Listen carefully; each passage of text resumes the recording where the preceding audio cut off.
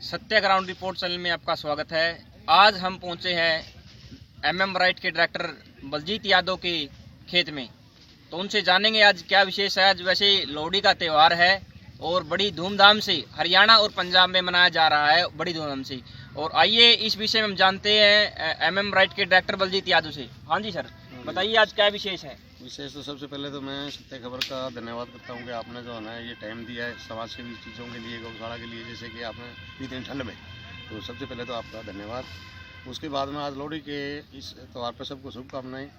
और इस अवसर पर गौशाला में मैं 1 एकड़ की बरसीन जो है ना गौओं के लिए दान कर रहा हूँ। और लोगों को भी ये कहता हूँ कि जो है ना कोई 1 कनाल, आधा कनाल या जो 1-2 रोटी जैसे भी अगर डायरेक्ट वहाँ पहुँचाई जाए तो वो भी एक बहुत बढ़िया है। 1 एकड़ की जो बरसीन है वो गऊओं के लिए दान की जा रही है बलजीत यादव के द्वारा। तो पहले भी इन्होंने काफी बार दान की है। पहले कौन कौन सी उन्होंने आपने की सर, एक बार में तो जल्दा साहब भी बताएंगे। जब गौशाला की तो हमें 2-2 कनाल देते रहे, बीच में व्यवस्था सी होगी कि जैसे मैनेजमेंट के हिसाब से उठ नहीं पाया माल। शुरू में देते थे, जैसे गेहूँ का क्या था, 1 क्विंटल गेहूँ वो तो दे ही रहे हम रूटीन के अंदर कितने गौशालाओं के टाइम से।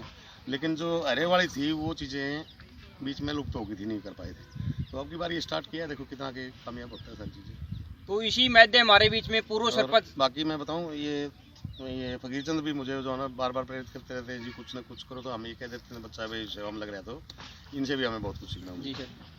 तो इसी माध्यम हमारे बीच में पूर्व सरपंच जग्गा जैलदार जी भी है, तो उनसे भी हम कुछ पूछेंगे।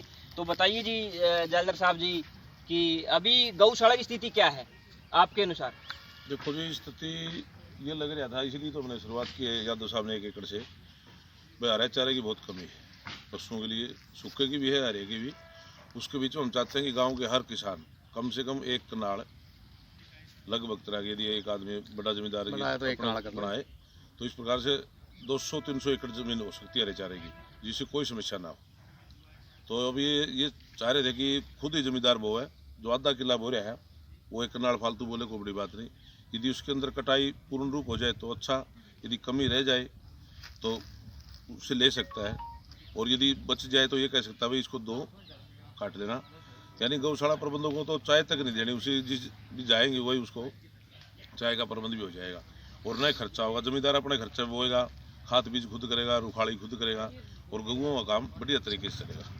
काफ़ी गौशालाओं का अपना भ्रमण करके इसी तरह की पोजीशन है लॉबी में। इसी मध्य आपने 1-2 मंथ के अंदर यदि गौशाला का सर्वे किया हो, तो मैं ये जानना चाहूँगा कि पहले की बजाय अब गऊ की स्थिति कैसे है मंदिर के अंदर।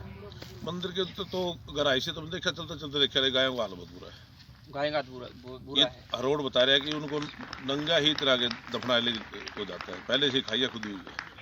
हर रोज 1-2 गाय से बाहर मर रही है तो संभाल का होगा। तो इसी माध्यम आप ग्रामवासियों से क्या अपील करना चाहोगे गऊओं के माध्यम से।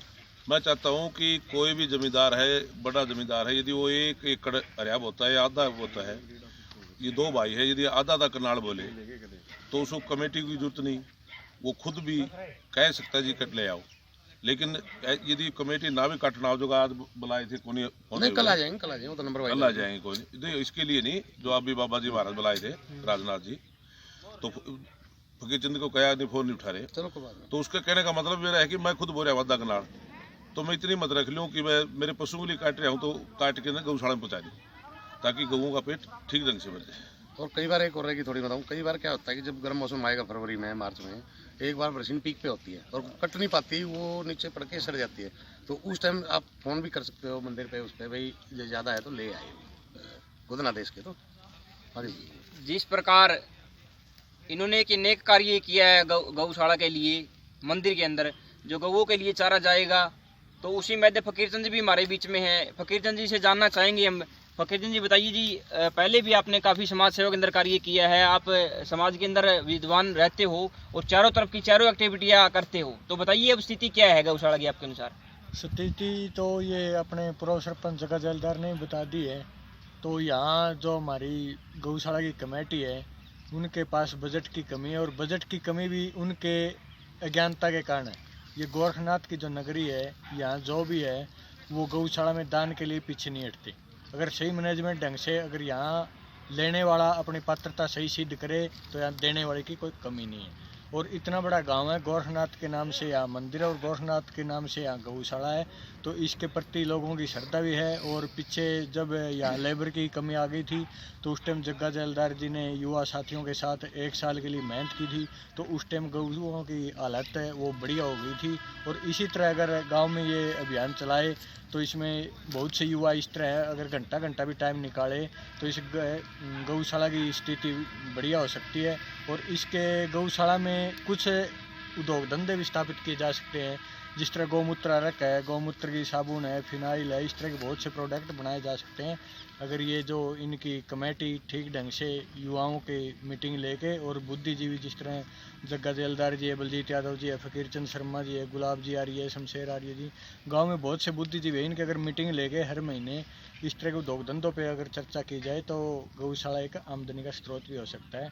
बाकी गांव के युवाओं का और गांव के हर इंसान का गौशाला के प्रति श्रद्धा है और दिल जान से सेवा के लिए तैयार रहते हैं। अगर लेने वाला अपनी पात्रता से सिद्ध करे और लेने वाला अपनी सच्चाई से इनके अगर जो भी जिस भी तरह अपील करता है तो गांव पीछे नहीं हटता सेवा। सर मैं आपसे पूछना चाहूँगा कि आप गांव के किसानों से क्या अपील करना चाहोगे आप हमारे चैनल के माध्यम से?